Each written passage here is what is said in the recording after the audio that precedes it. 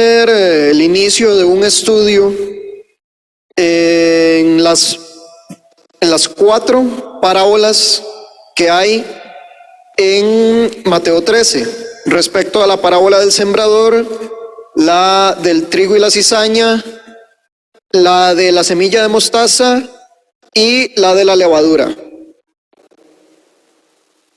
El día de hoy les voy a compartir la primera parte, la parábola del sembrador. Entonces, para los que tengan Biblia, diríjanse a Mateo capítulo 13, versículo 1, y lean conmigo donde dice: Aquel día salió Jesús de la casa y se sentó junto al mar, y se le juntó mucha gente. Y entrando él en la barca, se sentó, y toda la gente estaba en la playa, y les habló muchas cosas por parábolas, diciendo: He aquí el sembrador salió a sembrar, y mientras sembraba, parte de la semilla cayó junto al camino, y vinieron las aves y la comieron. Parte cayó en pedregales, donde no había mucha tierra, y brotó pronto, porque no tenía profundidad de tierra. Pero salido el sol se quemó, y porque no tenía raíz se secó. Y parte cayó entre espinos, y los espinos crecieron y la ahogaron. Pero parte cayó en buena tierra, y dio fruto, cuál a 100, cuál a 60, y cuál a 30 por uno.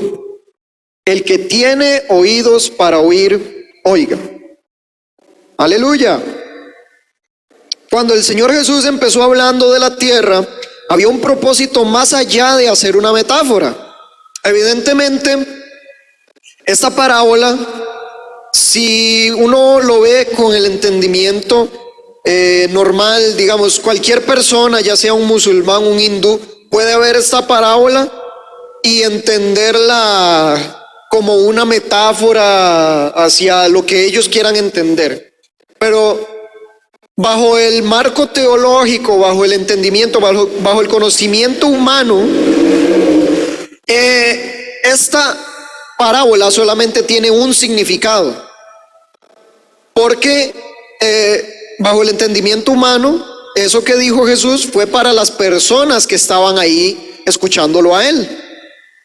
Sin embargo, el propósito de esta parábola va más allá de simplemente ser una metáfora, porque Jesús se la dejó a la iglesia, por algo está en la Biblia, no por hacer una analogía ni por hacer una metáfora, sino porque la palabra es vida, y esta palabra tiene que ser vida en nosotros. ¿Dicen amén?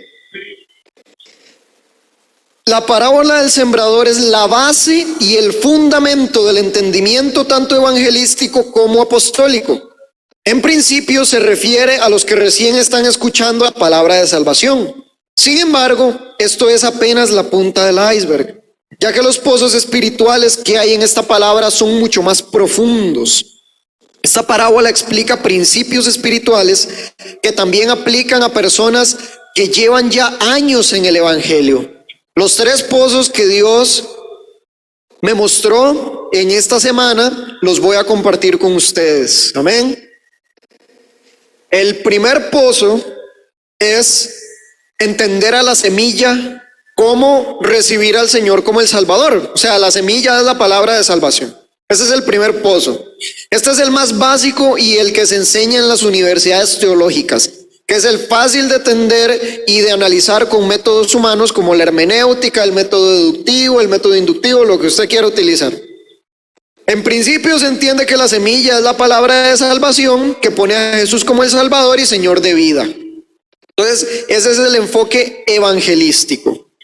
Los que fueron sembrados junto al camino se entiende que son los que directamente no entendieron, por el motivo que fuera, que debían ser salvos, o no entendieron a Jesús como su Salvador, o no comprendieron cómo Jesús los iba a salvar, por lo que terminan de escuchar el mensaje de salvación y se les olvida y deja de importarles al momento de volver a vivir su vida normal. ¿Cuántos les ha pasado que le predican a alguien del evangelio o tocan un tema espiritual y entonces sienten donde se enciende el espíritu y ya están hablándole a la persona y esa persona, ay, de verdad, uy, me interesa, ay, sí. Y esa persona también siente como un deseo, un anhelo de saber más de las cosas de Dios y todo.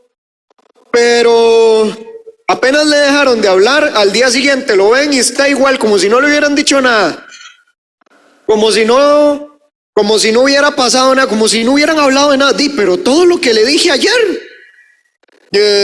Sí, bueno, ya eso es que directamente no la entendió y el enemigo vino y robó esa semilla que fue sembrada.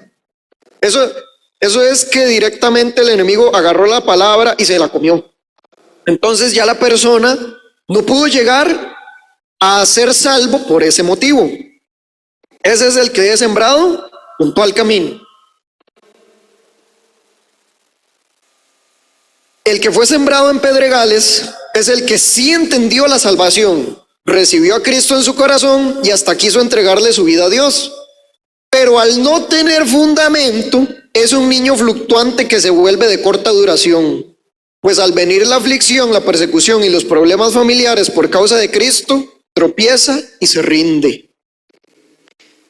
Entonces, este es bastante curioso porque rara vez se ve uno que sea buena tierra y que no sea sembrado en pedregales, porque el que recibió en el corazón y empezó muy bien en la iglesia y todo, pero llegó un hermanito y lo trató mal o pasó algo en la familia y tuvo que escoger y vino la persecución y entonces ya la persona ya se rindió y hasta ahí llegó y tropieza. La palabra dice que tropieza por causa de la persecución. Ahora, el que fue sembrado entre espinos es el que entendió la salvación y recibió a Cristo en su corazón, pero su corazón ama más las cosas materiales e incluso pone a otras personas como prioridad en su vida. Aquí entran los que anteponen a su familia por encima de Dios. Incluso entra también los que anteponen su propia vida por encima de Dios, porque ahora está muy de moda que las personas de 15 años para arriba pongan en los estados: ámate a ti mismo, lo más importante es cómo te sientas contigo mismo y el amor propio y amarse mucho y que no le haga ningún bien a nadie porque lo más importante es que usted se haga bien a usted mismo. Y ahora existe demasiado la exaltación al yo, demasiado. Pero en Mateo 10:37 dice: el que ama padre o madre más que a mí, no es digno de mí. El que ama a hijo o hija más que a mí, no es digno de mí. Ahora, también en la palabra dice: el que ama su vida, la perderá. Y el que pierda su vida por causa de mí, la hallará. El segundo pozo es recibir la semilla apostólica. Este pozo ya requiere más entendimiento y requiere al Espíritu Santo. Una persona con hermenéutica no va a entender este pozo. Una persona con métodos de hombres, con métodos inductivos o deductivos, no va a entender este pozo. Si no es el Espíritu Santo el que cala en el corazón de la persona, no puede recibir la revelación, no puede recibir lo que el Espíritu Santo trajo a la iglesia con la función de su palabra. Y para esto hay numerosos ejemplos en la Biblia. ¿Perdón? No, todavía no. Ok. Dice, la semilla en este caso es la cobertura apostólica, lo que conlleva formación, disciplina, paternidad e identidad. A través de esta semilla se pone el fundamento, es decir, la raíz que le faltó al que fue sembrado entre pedregales. Esto es necesario para ser parte de la familia de Dios. Ahora, en el mundo atacan demasiado a la palabra apostólica, atacan demasiado a esta semilla porque dicen que no hay que poner la mirada en los hombres sino solo en Dios. Y estos son los mismos que dicen que no es necesario congregarse, que no es necesario ir a una iglesia, pero lo que no se ha entendido es que la semilla, la piedra angular de la cobertura apostólica es el mismo Señor Jesús, el cual es el fundamento de la iglesia, que a su vez dejó el fundamento de los apóstoles y profetas, Efesios 2:20. Cuando lo tengan me avisan, si alguien me lo puede buscar para que lo lea.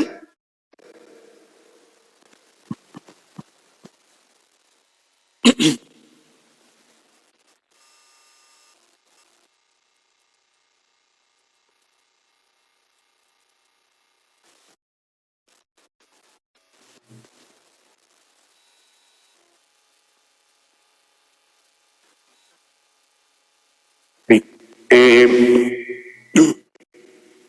Edificado sobre el fundamento de los apóstoles y profetas, siendo la principal piedra del ángulo Jesucristo mismo. Ahora lea el 19. Voy. Okay. Así que ya no sois extranjeros ni advenedizos, sino conciudadanos de los santos y miembros de la familia de Dios. Entonces, aquí entendemos de que es necesario el fundamento de los apóstoles y profetas para ser parte de la familia de Dios. No basta solamente con haber recibido a Cristo en el cuarto y haberse quedado encerrado ahí de por vida. Hay que ir a la iglesia y ser formado. El ser humano desde que nace tiene la semilla de la rebelión. Esto, los que ya son más veteranos en la iglesia entienden a lo que se refiere. Todos los seres humanos tienen en su interior esa semilla que adquirió el hombre a la hora de pecar. Pero Cristo vino a desplazar esa semilla. Tiene que ser arrancada, porque esa semilla lo que da por fruto es el pecado. Esa semilla lo que da por fruto es el pecado. El libre albedrío es el tallo de ese árbol. Y ese árbol tiene que ser arrancado. Esa es la labor profética, como dice en Jeremías 1:10. Mira que te he puesto en este día sobre naciones y sobre reinos para arrancar y para destruir, para arruinar y para derribar. Ahora, eso es el profeta que viene con el hacha a chapear el lugar, a agarrar y arar la tierra, a quitar esos pedregales que hay, a quitar esas piedras para que la semilla no caiga en pedregales. Para eso se ara la tierra, y ese no es un proceso bonito. Ese es un proceso en el que ahí van a ir muriendo gusanos, ahí van a ir muriendo toda clase de bichos que están escondidos ahí en la tierra. Hay que ir suavizando la tierra. Después dice para edificar y para plantar, que ahí es donde viene la labor apostólica. Una vez hecho esto, llega el apóstol a edificar y plantar. Sin embargo, la autoridad es una semilla que no todos reciben, ya que al haber estado toda una vida con la semilla de rebelión, recibir la semilla de autoridad es un choque enorme para la persona. Más habiendo tantos casos últimamente de apóstoles que resultaron ser malos sembradores. Dios los llamó y les dio ministerio, pero ellos se abusaron. Pero no por eso es que el apostolado es falso. No por eso significa de que los apóstoles son malos. Es como decir que porque hay un montón de agricultores que no hicieron bien su trabajo y no cosecharon nada, el oficio de agricultor es falso. Es como decir, la misma analogía, es como decir que ya nadie puede ser agricultor. Pero no, lo que Dios hace es lo que dice en Mateo 21, del 40 al 44, que dice: cuando venga pues el Señor de la viña, ¿qué hará a aquellos labradores? O parafraseando, ¿qué hará a aquellos agricultores que fallaron, que no lo hicieron bien. Le dijeron: a los malos destruirá sin misericordia y arrendará su viña a otros labradores que le paguen el fruto a su tiempo. Jesús les dijo: ¿nunca leísteis en las Escrituras: la piedra que desecharon los edificadores ha venido a ser cabeza del ángulo? El Señor ha hecho esto, y es cosa maravillosa a nuestros ojos. Por tanto os digo que el reino de Dios será quitado de vosotros y será dado a gente que produzca los frutos de él. Y el que cayere sobre esta piedra será quebrantado, y sobre quien ella cayere le desmenuzará. Pero esto no significa que la semilla sea mala. Eso no significa que la cobertura apostólica sea mala. Que han habido malas coberturas apostólicas, es cierto, pero lo que va a hacer el Señor es que va a desplazar a esos que no dieron correctamente la cobertura, que no pusieron correctamente el fundamento, y pondrá unos que sí lo hagan.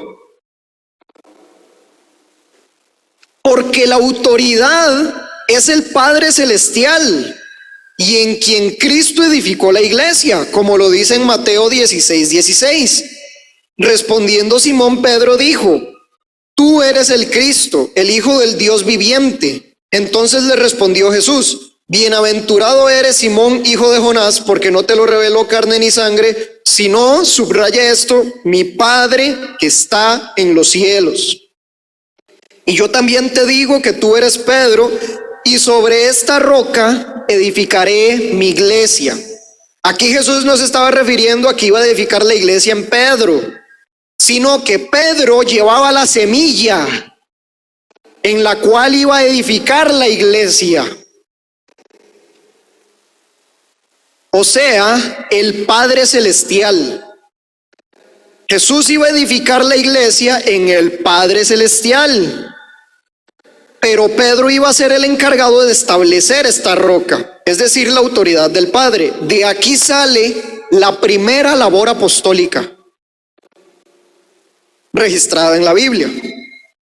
E igual que en el caso anterior, los tipos de tierra constituyen los que no entienden la autoridad. ¿Eso cuál sería el primer tipo de tierra? Los que fueron sembrados junto al camino. Los que no entendieron la autoridad está en 1 Samuel 15:10, del 10 al 11, que es el caso de Saúl. Él no entendió la autoridad. Este era el tipo de hombre que cuando tenía que hacer algo, no lo hacía, y cuando no tenía que hacerlo, lo hacía. Entonces siempre estuvo ajeno a entender la voluntad de Dios. Dice la Biblia que por su celo por la casa de Dios, mató a los gabaonitas y rompió un pacto. O sea, que no entendió el celo de Dios, no tenía entendimiento sobre la autoridad. Entonces, eso es un ejemplo de una persona sembrada junto al camino. Otro ejemplo, Génesis 25:31. El caso de Esaú. Él también despreció el regalo de ser primogénito y vendió su primogenitura por un plato de lentejas. Él tampoco tuvo entendimiento de la importancia de la autoridad. Después están los que la reciben con gozo momentáneamente, pero la persecución les quita la fe y hablan mal de la autoridad. Esos son los sembrados en pedregales. En Mateo 26:69 se ve un caso, que es el caso de Pedro. Pedro le dijo al Señor: Señor, yo hasta mi vida te daré. ¿A quién iremos si solo tú tienes palabras de vida? Y después, cuando vino la persecución y Jesús fue arrestado, andaba negándolo y maldiciendo, hablando mal de la autoridad.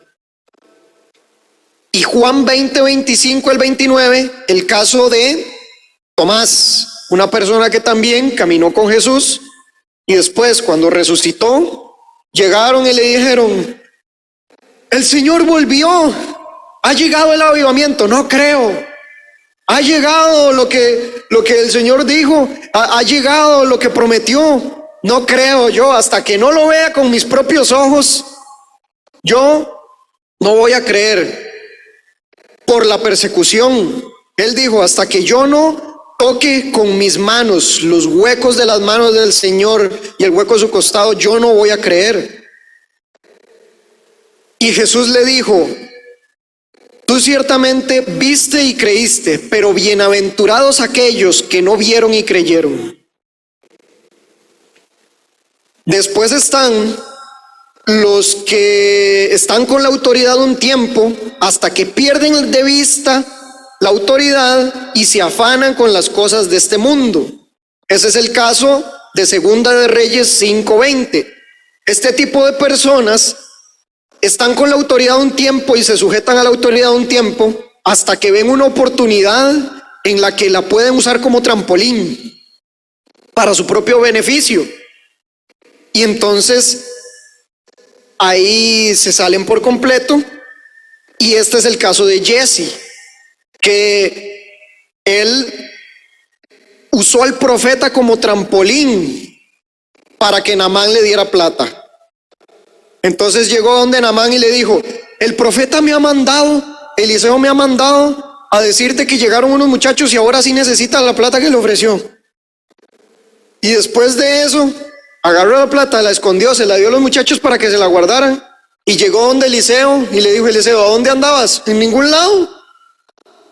Y le dice Eliseo, que mi corazón no estaba contigo cuando fuiste y le dijiste a Naamán esto y esto y esto. Ahora pues que la lepra de Naamán se te pegue a ti. Y quedó blanco como la nieve. Después están los que son buena tierra, amén, porque entienden la autoridad, tienen fe aún con la persecución, son fieles hasta el final y dan mucho fruto. Segunda de Reyes 2, del 1 al 10. El caso de Eliseo, un hombre que tuvo fe aún con la persecución, que Elías llegó y le dijo, vete. Y Eliseo dijo, vive Jehová que no te dejaré. Y le dijo otra vez, lárgate. Y le dice, vive Jehová que no te dejaré. Vea, ahorita vengo, váyase para allá y yo tengo que ir a este monte un momentito. Vive Jehová que no te dejaré. ¿Se imagina un cristiano en estos tiempos haciendo eso? Y él le dice el líder, ay, no lo mete a un chat. Ay, ¿por qué no me metieron? Ay, no. ¿Cuántos dicen, vive Jehová que yo voy a ser partícipe de esta obra que Dios está haciendo en esta iglesia? Vive Jehová de que yo no me voy a perder ningún culto. Vive Jehová de que yo voy a hacer todo lo posible para ir a todo lo que yo pueda en este ministerio. ¿Y qué fue lo que pasó con él? Fue fiel hasta el final y dio mucho fruto. ¿Qué obtuvo él? La doble porción. Después está el ejemplo de Números 14, del 2 al 10. El ejemplo de dos hombres, dos muchachos, que se enfrentaron a un país de más de 3 millones de personas. Y todos querían hacer una ley nacional de no atacar, de quedarse pasivos, de quedarse ahí incrédulos. No, hagamos nuestra ciudad afuera de la tierra prometida. Y ellos rasgaron sus vestiduras y dijeron, no, porque Jehová está con nosotros y podemos vencer esos gigantes. ¿Quiénes son? Josué y Caleb. Ven, estos dos jóvenes, Dios no les había hablado.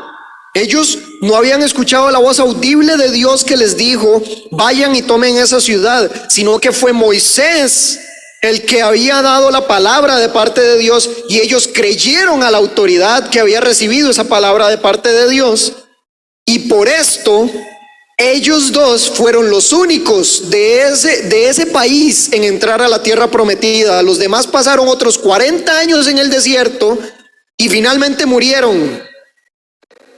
Pero después, el fruto de Josué y Caleb fue no solo que entraron a la ciudad, no fue solo que entraron a la tierra prometida, sino que derrotaron a todos los pueblos y todas las ciudades que habían en ese lugar por escuchar la palabra de Jehová, tener fe y ser fieles hasta el final.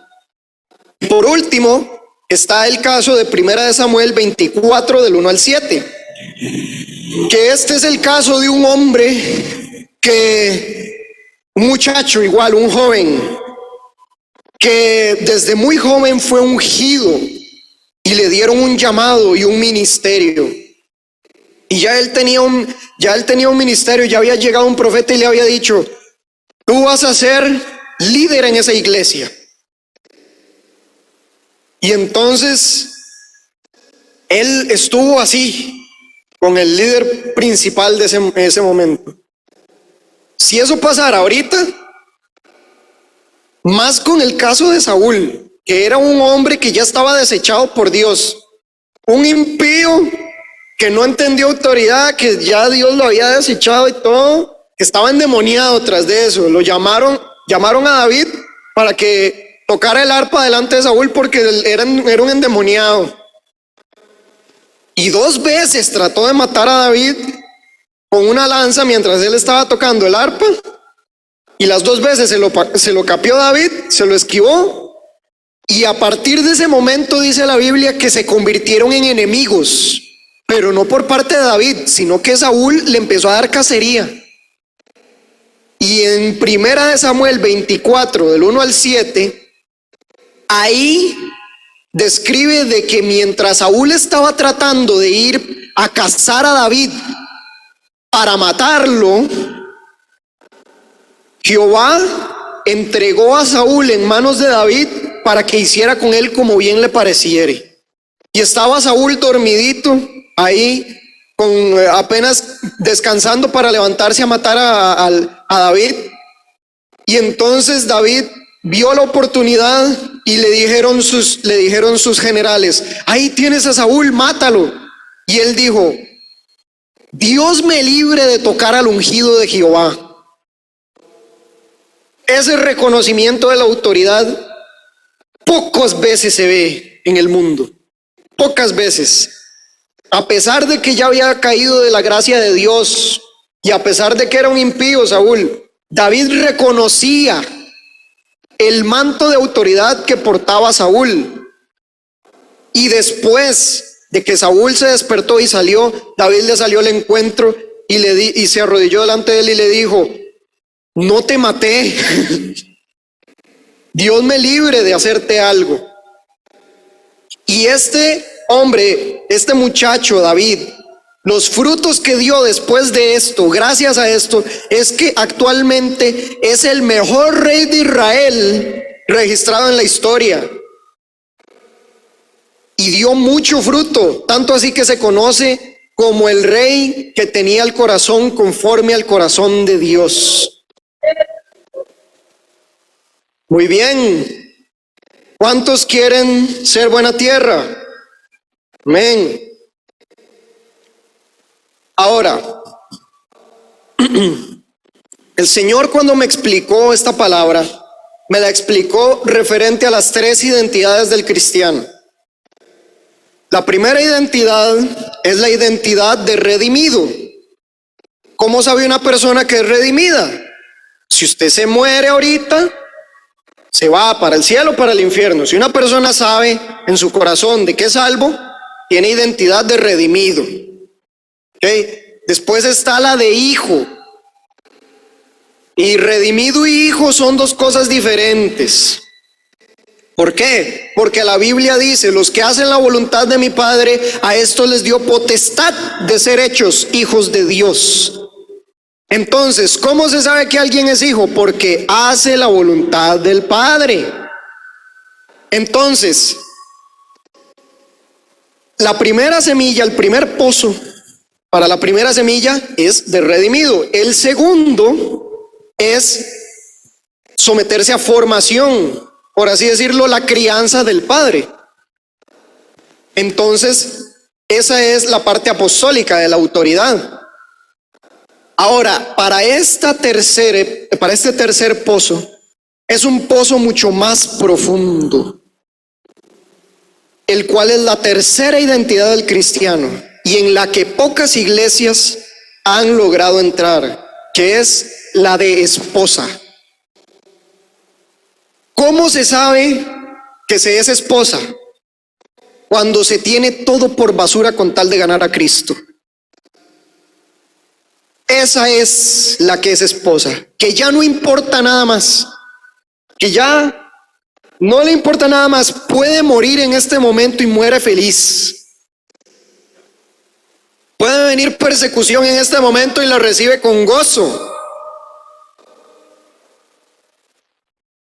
Cuando una persona lleva mucho tiempo en el evangelio y sigue siendo la misma, tal vez sea porque fue mala tierra en alguno de los puntos anteriores. Pero lo que es seguro es que si no se fue buena tierra para estas semillas, jamás se podrá ser buena tierra para esta. Si no fuiste redimido, no podrás ser hijo. Y si no fuiste hijo, no podrás ser esposa. El cristiano tiene una lucha interna que la mayoría de las personas nunca termina de ganar. De hecho, hay iglesias que enseñan como doctrina que es imposible ganarle a la carne. Enseñan que siempre vamos a pecar y que lo que hay que hacer es tratar de siempre hacer la voluntad de Dios. Pero dígame una cosa, ¿qué esposa trata de serle fiel a su marido? Si usted está en planes de casarse y le dice a su pareja, yo voy a tratar de serle fiel, no se casa. Mejor no, si van a esas condiciones, mejor no se case. Esta es la razón por la cual la iglesia no ha causado un impacto donde está. Las iglesias crecen en miembros, pero menos de la mitad son salvos. La mayoría son mala tierra, como lo dice la parábola del sembrador, ya sea por ignorantes, cobardes o interesados. O sea, ignorantes junto al camino, cobardes en pedregales, interesados entre espinos. Para hacer buena tierra, para la última semilla, es necesario ya haber sido formado, que no haya voluntad propia y que la carne ya esté crucificada. En este punto y solo después de esto, solo después de ese punto, empieza el verdadero caminar del cristiano. Entonces, hay personas que llevan 30 años en el ministerio siendo cristianos y todavía no han empezado a caminar en Dios. Y hay gente que ha estado en el evangelio por más de medio siglo y nunca se acercaron siquiera a hacer buena tierra para la segunda semilla. Para hacer buena tierra en esta semilla se tiene que perder la fe en la carne y empezar a tenerle fe al esposo. Hay gente que cree que tiene fe en Dios, pero si le preguntan si ya es santo, lo niegan, diciendo la frase, nadie es perfecto. Casi como si se estuvieran defendiendo, diciendo, el que esté libre de pecado, que tire la primera piedra. Usted es uno de los santos, el que esté libre de pecado, que tire la primera piedra. Jesús dijo, sed santos como yo soy santo. Esto no es un consejo ni una sugerencia, es una demanda que hay sobre la iglesia, sobre la esposa. Nosotros no podemos ser pecadores cuando ya tenemos la sangre de Cristo. Y todavía peor, dijo, sed pues vosotros perfectos, como vuestro Padre que está en los cielos es perfecto. Y yo le he preguntado a líderes de iglesias que qué significa esto y me dijeron que era una sugerencia. Me dijeron que era un consejo, que Jesús estaba dando un consejo. Me dijeron, parafraseado se lee así, intenten pues ser perfectos, como vuestro Padre que está en los cielos es perfecto. Así me lo leyeron. Gente con títulos teológicos, ¿para qué le sirve ese título? Porque intentando se verá al infierno. Es decir, que la verdadera fe en Dios es saber que no volveremos a pecar, porque ahora está el Espíritu de vida en nosotros y la sangre de Cristo nos limpió de todo nuestro pasado. Si el árbol de la ciencia daba como fruto el pecado, el árbol de la vida quita todo pecado y ya el pecado no forma parte de nosotros.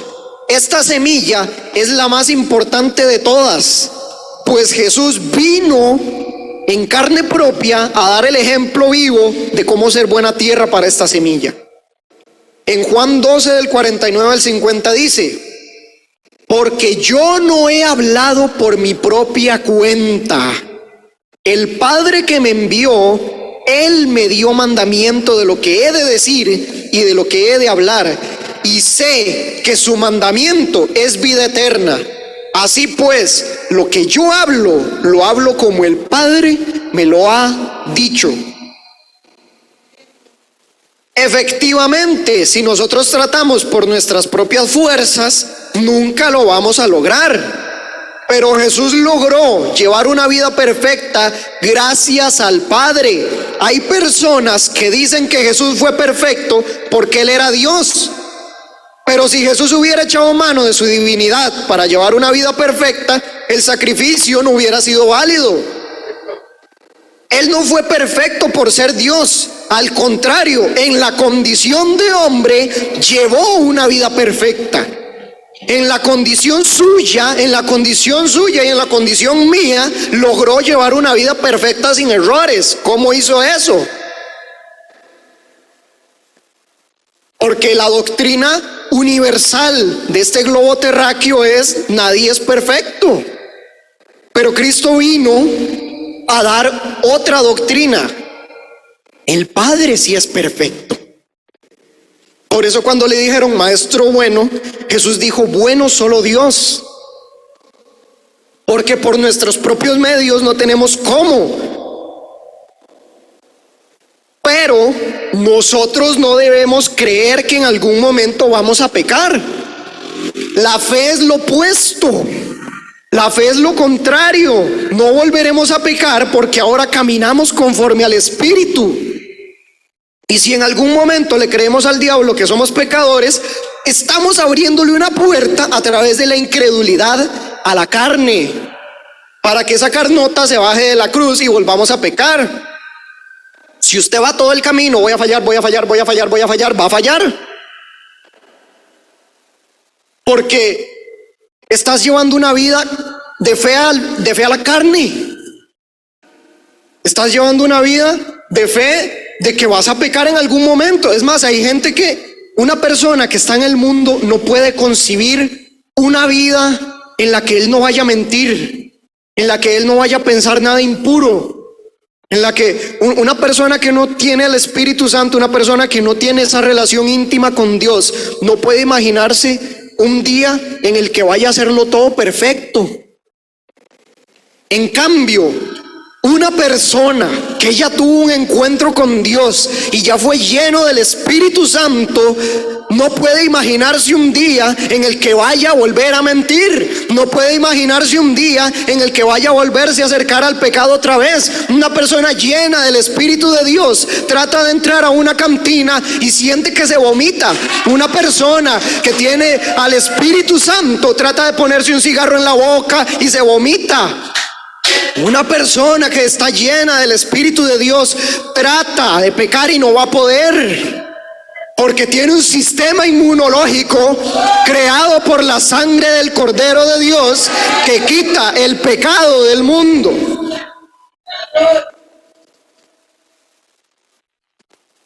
Nosotros no vamos a volver a pecar si nosotros tenemos al Espíritu de Dios. Pero debemos ser guiados por el Padre para ser hijos de Dios.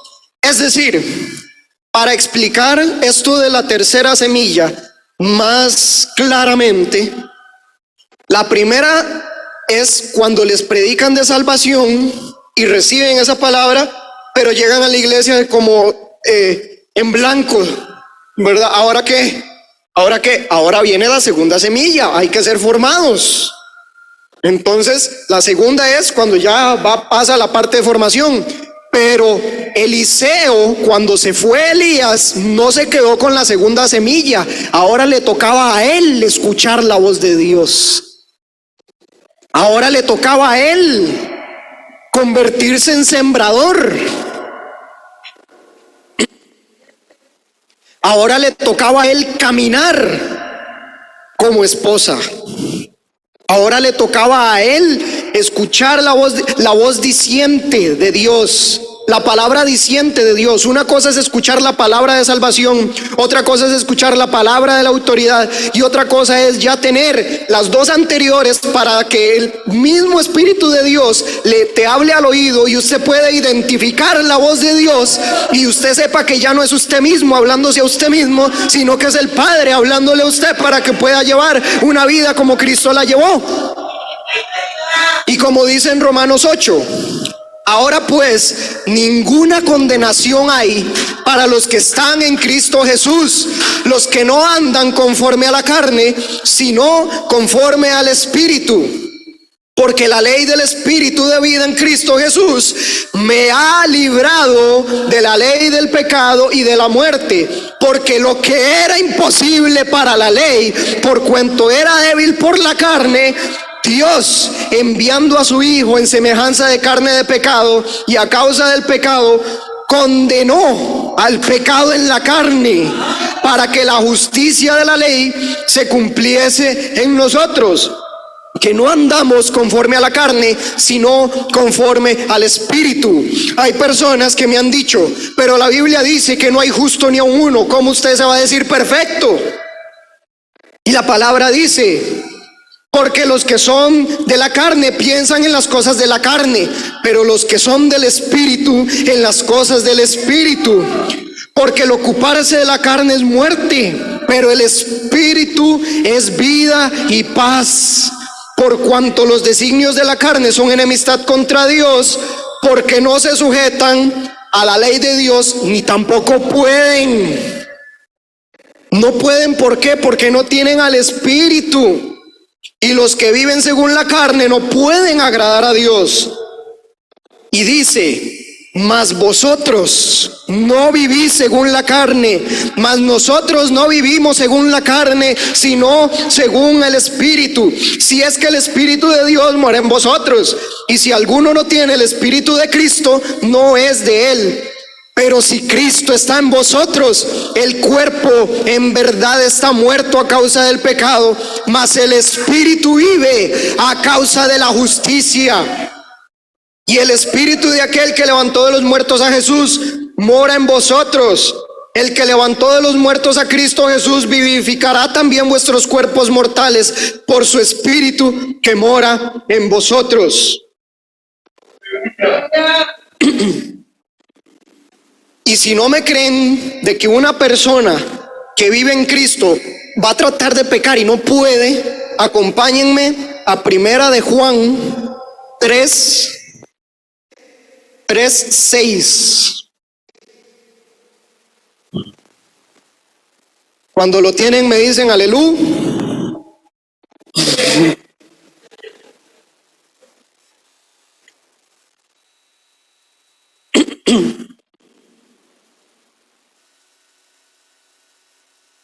Amén. 1 de Juan 3:6 dice: todo aquel que permanece en él no peca. Todo aquel que peca no le ha visto ni le ha conocido. Hijitos, nadie os engañe. El que hace justicia es justo como él es justo. Que no hay justo ni aun uno. Sí, hay un justo de justos que nos puede hacer justos en él. El que practica el pecado es del diablo, porque el diablo peca desde el principio. Para esto apareció el Hijo de Dios, para deshacer las obras del diablo. Todo aquel que es nacido de Dios no practica el pecado, porque la simiente de Dios permanece en él y no puede pecar, porque es nacido de Dios. En esto se manifiestan los hijos de Dios. Nosotros tenemos que manifestar esta palabra. En esto se manifiestan los hijos de Dios. Todo aquel que no hace justicia y no ama a su hermano no es de Dios. Y la palabra en Romanos 8 dice, en Romanos 8:12, así que hermanos, deudores somos, no a la carne, para que vivamos conforme a la carne. Ya no hay que tenerle temor a la carne, ya no hay que creerle esa mentira al diablo. No le hagas promesas a Dios que sabes que no vas a cumplir. No le hagas promesas a Dios que sabes que vas a volver a pecar, sabes que vas a volver a lo mismo. ¿Cuántas veces no le has pedido perdón a Dios una y otra vez y has vuelto a lo mismo? Una y otra y otra y otra vez, porque eres imperfecto, nadie te aguanta, nadie te soporta. Pero el Señor puede hacer algo en nosotros. Dice, porque si vivís conforme a la carne moriréis, mas si por el Espíritu hacéis morir las obras de la carne, viviréis. Porque todos los que son guiados por el Espíritu de Dios, estos son hijos de Dios. Recítenle esto a los que dicen que todos son hijos de Dios. No, no todos son hijos de Dios. Los que son guiados por el Espíritu de Dios, estos son hijos de Dios. Pues no habéis recibido el espíritu de esclavitud para estar otra vez en temor, sino que habéis recibido el espíritu de adopción, por el cual clamamos, Abba, Padre. El Espíritu mismo da testimonio a nuestro espíritu de que somos hijos de Dios. El que siente en su espíritu que ya no puede pecar sabe que es el Espíritu Santo que lo ha limpiado y que tiene un sistema inmunológico que va a repeler todos los ataques que vengan del enemigo, porque tentaciones siempre van a haber. Y Jesús fue tentado en todo, pero en nada cayó. Él fue perfecto.